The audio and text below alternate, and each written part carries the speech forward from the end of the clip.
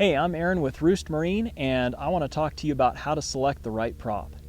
So when you're trying to select the right prop for your boat, there's a lot of options out there today of the different props, and they all run a little different, and they're all definitely going to run a little different on everybody's rig. So it's really important that you test it carefully and make sure that you are testing for the type of performance that you want to see.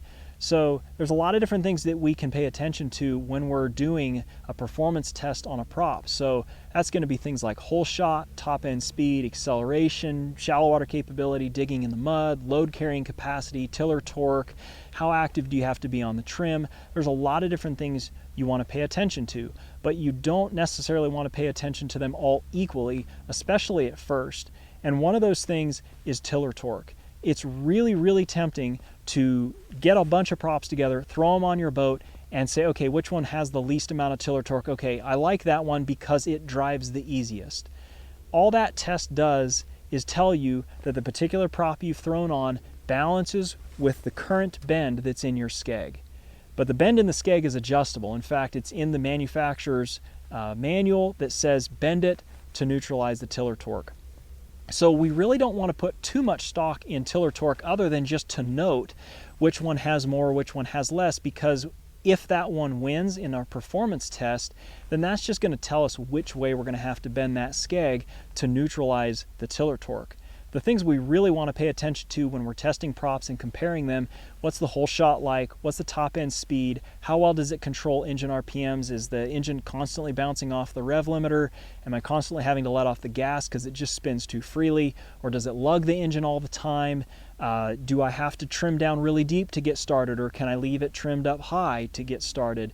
Those are the types of things you want to think about: load carrying capacity, top end speed. Pay attention to those things, and then think about how those attributes play into how you drive your boat, how heavy or how light your boat is. What are you trying to do? Are you hunting a private duck club where you've reserved a blind and you can show up whenever you want in that window that you've reserved and it's just guaranteed for you? Well, then speed is not necessarily the thing that you need. If you're public land and you're trying to, race people out to the particular spot that you want to hunt, it's first come, first serve. So in that particular case, you want the fastest prop you can possibly find, and you also want the most capable one, because oftentimes the guy that gets stuck the least is the guy that gets the spot. So pay attention to those types of things when you're driving that prop around. Do you want a softer, smoother driving experience? That's something to think about. Or do you want something sportier?